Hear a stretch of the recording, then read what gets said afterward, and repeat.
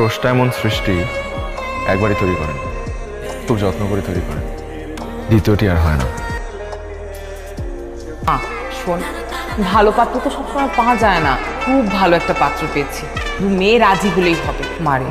কিন্তু তুই না বলিস না, ছেলেটা খুবই ভালো। মা একদম তৈরি হয়ে আসছে, মনে হচ্ছে আজই বিয়ে। সেটাই, তুমি মুখটা ঢেকে রেখেছো কেন? ঘুমটাতে তোলো।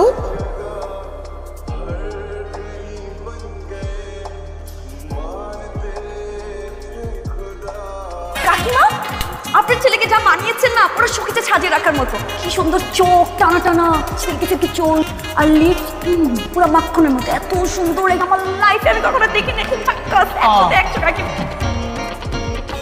আপনি তো অবাক হচ্ছেন কেন? আপনার ছেলেকে কিন্তু আমার 100-100 পছন্দ হয়েছে। কথা ওকে, বিয়ে কনফার্ম। মাশাআল্লাহ। আপা, তাহলে আমরা বিয়ের দিন তারিখটা ফাইনাল করে ফেলি।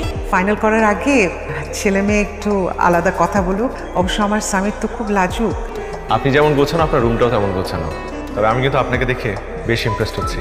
রেস্টুরেন্টে সেদিন এক রূপ, আজকে আরেক রূপ। তবে সব রূপের শেষ কথা হচ্ছে আপনি সুন্দর, খুব সুন্দর। সুন্দর সুন্দর কি? হ্যাঁ, সুন্দর সুন্দর কি? জীবনে সুন্দর মেয়ে দেখেন নাই? বিয়ের জন্যই প্রথম। কি জানেন না, সুন্দরী মেয়েরা কখনো ফাঁকা থাকে না? আর আপনি এতদিন কোথায় ছিলেন? হ্যাঁ, আমি তো পড়াশোনার জন্য 2 বছর বাইরে ছিলাম। চেষ্টেন কেন বিয়ে করতে? আমি তো বিয়ে করবো না। আমার একটা ভালো চাকরি আর আছে। আমার একটা বয়ফ্রেন্ড আছে, খুব ভালো একটা বয়ফ্রেন্ড আছে। কি আপনার বয়ফ্রেন্ডও আছে? আমাদের মধ্যে জীবন মরণের প্রেম। আমরা যদি একজন আরেকজনকে না পাই, তাহলে আমার মারা যাবে। এটা কি? বিশেষ শিশি। কিসের শিশি? বিষ। আপনি খালি বিশেষ শিশি করেন কেন? সুইসাইড ছাড়া কি আর কোনো কথা নেই আপনার মুখে? আপনার আসলে একটা জিনিস বোঝেন না। সুইসাইড করলে একটা মানুষ মারা যায় না, তার আশপাশের মানুষগুলোও মারা যায়। তার পরিবার, তার বন্ধু বান্ধব, তার প্রিয়জন। যে মানুষটা মারা যায় সে ভাবে যে মারা গিয়ে সে বেঁচে গেল, আর যে মানুষটার জন্য সে মারা যাচ্ছে সেই মানুষটা কষ্টে থাকবে। কিন্তু না, সেই মানুষটা খুব ভালো থাকে। সেই মানুষটা আবার নতুন একটা জীবন শুরু করে, আবার নতুন একটা প্রিয়জনকে খুঁজে পায়। সুইসাইড কথাটা কখনো আর মাথায় আনবেন না।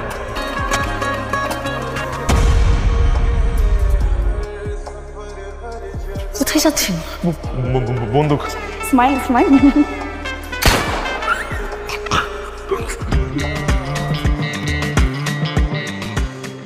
মানে গুলির শব্দ পড়ে গেছে ঠিকই, হাত ছেড়ে যায়। আমার মেয়ে যদি তোমাকে হাত ধরতে বলে ধরবো, ছাড়তে বললে ছাড়বো। এরকম যাওয়াই তো আমি চাই। আমার মেয়ে যা বলবে তাই শুনবে।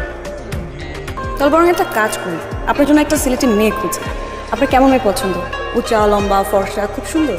না, মেয়েটাকে যে খুব সুন্দর হতে হবে ইটস নট নেসেসারি। তবে মেয়েটার চোখ দুটো ভীষণ মায়াবী হতে হবে, যাতে করে তার চোখ দেখেই সারাটা দিন পার করে দিতে পারি। ঠোঁটে সেই মিষ্টি হাসিতে লিপস্টিক না পরলেও সব সময় গোলাপি থাকবে। আপনার মতো একটু চঞ্চল, একটু কথা বেশি বলে, এরকম মেয়ে হলেও আপত্তি নেই আমার। আচ্ছা ঠিক আছে, বিয়ের পর আমি আর সুমন মিলে আপনার জন্য ঠিক এমন একটা মেয়ে খুঁজে বের করে দেব। স্রষ্টা এমন সৃষ্টি একবারই তৈরি করেন, খুব যত্ন করে তৈরি করেন, দ্বিতীয়টি আর হয় না।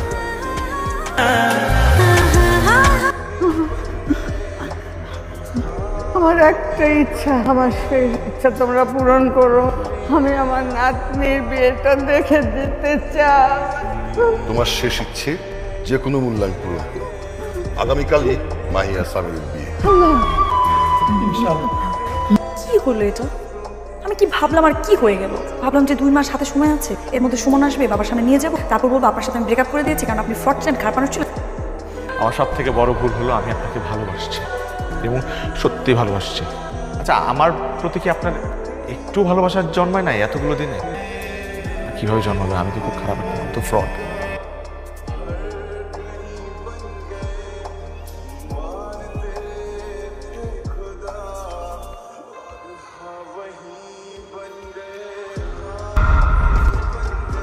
চলে নামো। তুমি কি ভেবেছ তুমি আমার মেয়ের সাথে চিট করে পালিয়ে যাবে? আমি বেঁচে থাকতে সেটা সম্ভব না। মাহে, আঙ্কেল একটা ভুল হচ্ছে, আপনার মেয়ে আমাকে ভালোবাসে না। ভালোবাসি না? আপনি বলেননি কেন যে আপনি আমাকে ভালোবাসেন না? মানে আমার কোনো বয়ফ্রেন্ড ছিল না, এখনো নেই। হ্যাঁ, যদি মনের মতো কোনো লাইফ পার্টনার না পাই, তাহলে পুরো জীবনটা নষ্ট হয়ে যাবে। আমি ভাই আমার জীবন নষ্ট করতে চাই। আপনার সাথে পরিচয় করার মনে হয়েছে, আপনাকে তো ভালোবাসাই যায়। আর জীবনসঙ্গী হিসাবে এমন একটা মানুষকে তো মিস করতেই চায় না, তাই নির্দ্বিধায় বলতে পারি আমি আপনাকে ভালোবাসি। মিষ্টি ডাকবো